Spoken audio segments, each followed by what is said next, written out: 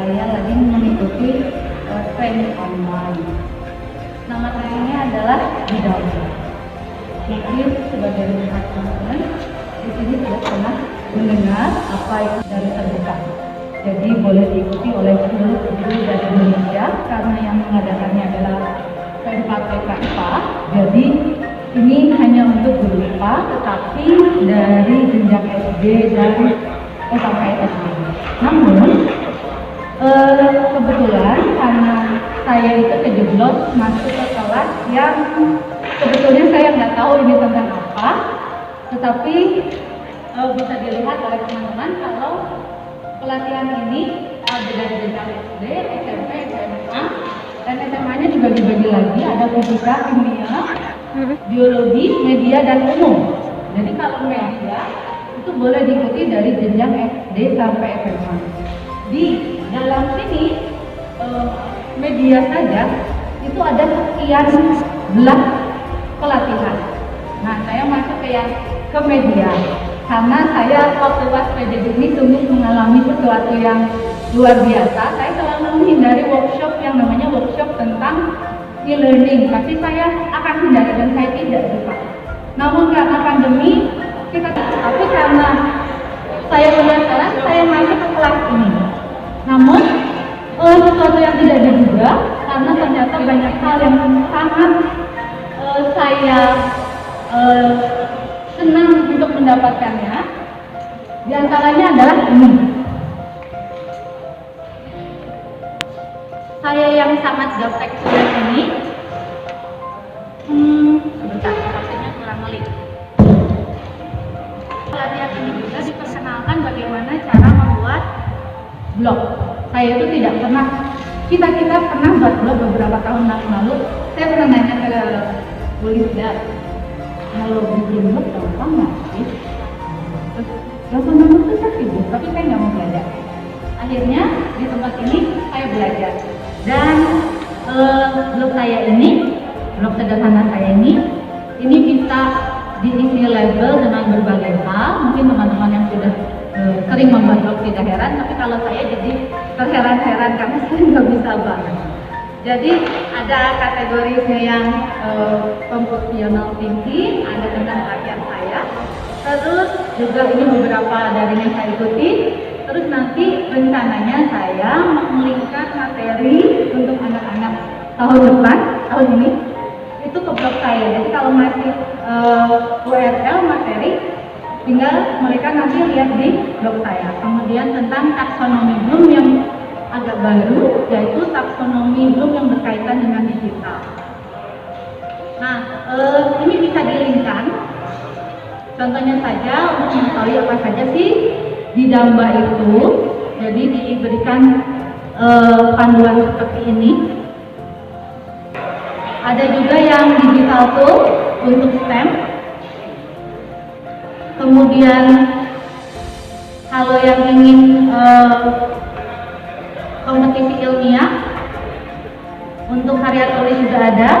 Pemanfaatan media digital, pendidikan kesehatan dan reproduksi remaja. Terus untuk yang kimia, penggunaan bahan alami sebagai indikator asam basa dan sebagainya. Kalau teman-teman ingin mengetahui kurang lebih kelas-kelasnya, silakan kunjungi di URL ini. Pemanfaatan software GeoGebra untuk pembelajaran fisika ini dulu. Di sini ada spesifikasinya, ini untuk pelajaran apa, tingkat apa. Dan total semuanya ini Google Classroom juga ada. Pembelajaran fluida untuk fisika SMA. Terus penerapan materi kajian bilangan dalam penyelesaian soal-soal berat ini untuk guru SD. Ada 31 cabang. Kemudian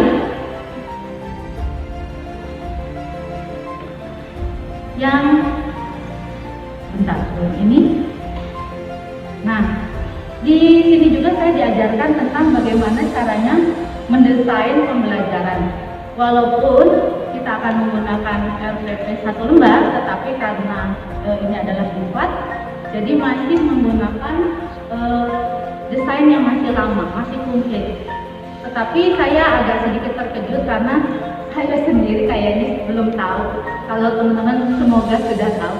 Ternyata yang namanya IPK itu ada 3 macam.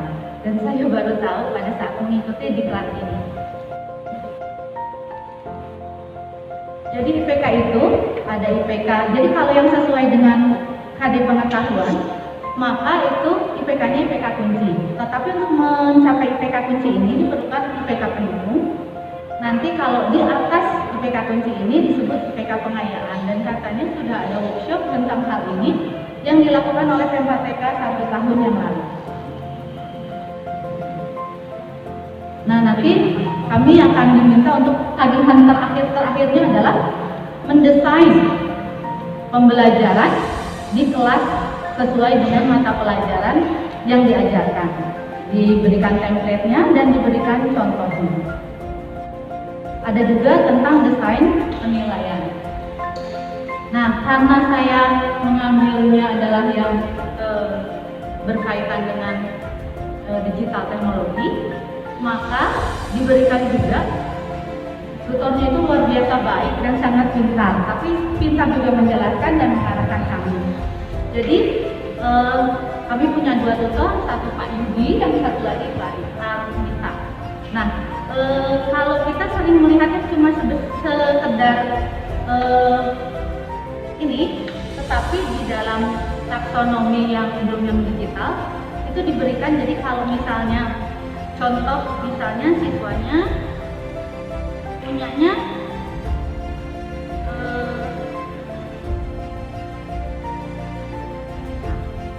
misal contoh kalau kreatif, berarti kalau create itu kayak membuat blog, berarti itu masuk ke yang C6. Kemudian untuk evaluasi ini bisa untuk kayak membuat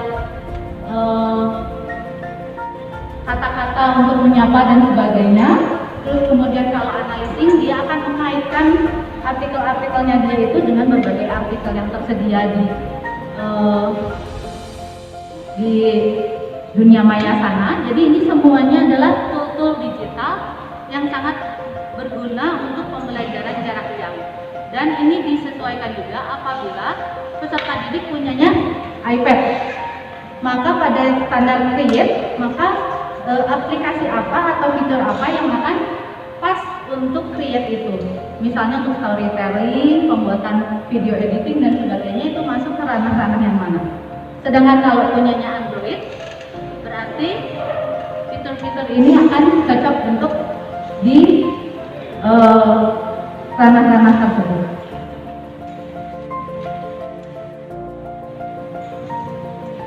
Ke topik yang berikutnya, yaitu tentang komputer. Saya akan membagikan sesuatu kepada di grup SMA. Kalau Bapak Ibu buka HP-nya ya. Dan ada sedikit tulis. Dan tolong diisi, boleh juga pakai foto kenang-kenangan buat saya. Ini yang namanya Padlet. Ya, diisi ada tanda plus di situ kan? Ya, tanda plus. Terus maaf, tolong diisikan nama teman-teman ya. Dan guru apa? Karena ini sangat berpengaruh juga untuk prediksi awal. Judulnya berarti judulnya dikasih nama Bapak Ibu aja. Nama lengkap dan mata pelajaran. Diteruskan saja pakai ya. Tinggal diklik, on klik ya. Terus ada flash di bawah. Inilah yang disebut Padlet. Ini mana judul doang kiriman. Ini. Ya. Kalau diklik di bawahnya ada. Nah, kalau di bawah di sini ada pertanyaannya ya. Kiri bawah, kiri atas.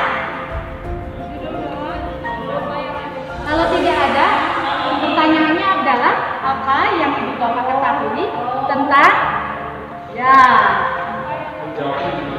Jawabannya tergantung sir.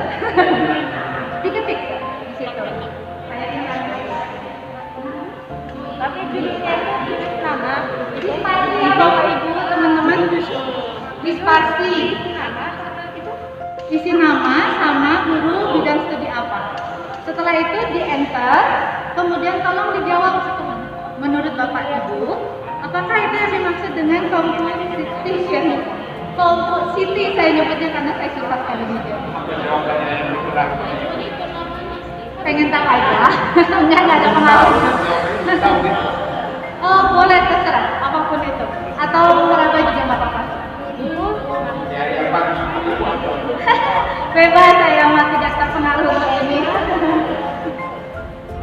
Boleh selfie juga ya. Di situ ada kolom kamera di paling bawah. Di selfie. Ini bisa dipakai untuk brainstorming. Jadi kalau misalnya mempelajari tentang bab yang baru, Padlet ini bisa dipakai. Jadi apa yang tadi kita ketahui tentang apa yang akan kita ajarkan. Dan ini tidak mungkin mencontek karena waktunya ketahuan banget. Akan tampilnya di paling atas. Pada saat saya mengikuti pelatihan ini, saya kasih paling pelan karena saya lama ngetiknya. Oke, asik teman-teman. Ya, ini juga bisa untuk kalau misalnya siswa meminta komentar nanti orang tua siswa, siswa tinggal share URL-nya. Dan ini akan di-keep di Google dokumen saya. Seperti itu. Yang Padlet yang satu lagi, saya akan sebar lagi itu boleh untuk diisi, boleh juga tidak. Tapi kalau misalnya teman-teman mengirimkan ini loh jawabannya, maka contoh Padletnya bisa seperti ini.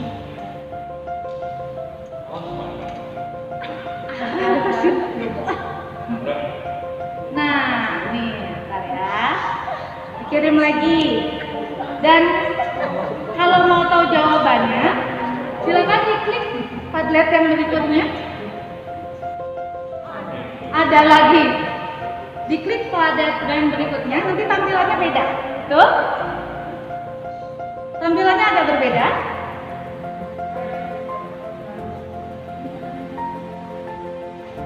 Di bawahnya ada gambar tentang kayak otak gitu ya. Silahkan diklik. Kotaknya. Ya, kotaknya silahkan diklik. Kotaknya silahkan diklik. Kotak yang di bawahnya diklik. Sudah? Maka akan klik ke blog saya tentang City. Apa itu penjelasannya? Terus City itu apa? Ternyata City ini diperkenalkan oleh Mas Menteri. Jadi yang dulunya kemampuan, bentar ya.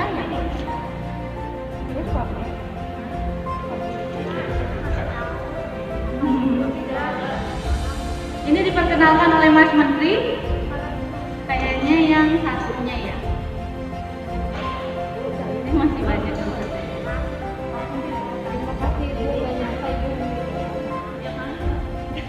Atas, di scroll ke atas. Itu bawahnya karena saya terakhir. Ya, nanti kalau dilihat di searchingnya tentang City itu apa, yang pertama kali ada di label yang kanan di blognya. Jadi kalau teman-teman punya blog, ini bisa silakan tuliskan komentarnya juga boleh. Silakan di komen. Dan jadi yang dulunya kemampuan atau 4 kompetensi yang harus dimiliki oleh peserta didik abad 21 yang dikenal dengan KC itu sekarang ditambah 2 dengan complicity dan juga compassion, yaitu kasih sayang. Jadi tidak hanya critical thinking, communication, collaboration, and satu lagi apa ya?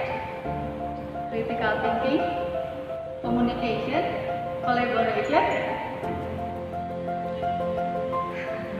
Sekarang jadi berubah jadi 6.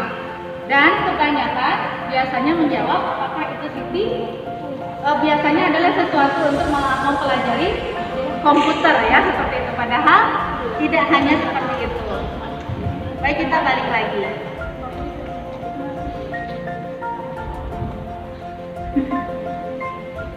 Nah, ini bisa bisa dibaca, tadi sudah ada artikelnya. Yang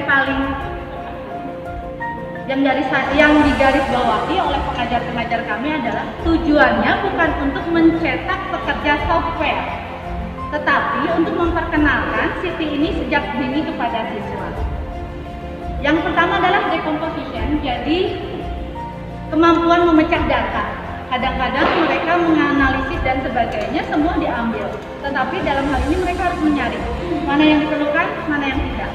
Yang kemudian adalah abstraksi, melakukan generalisasi sampai pembuatan abstrak dan kesimpulan. Kemudian mengetahui pola yang terjadi pada setiap kasus. Dan yang terakhir adalah algoritma, mengembangkan petunjuk-petunjuk pemecahan masalah yang sama secara step by step.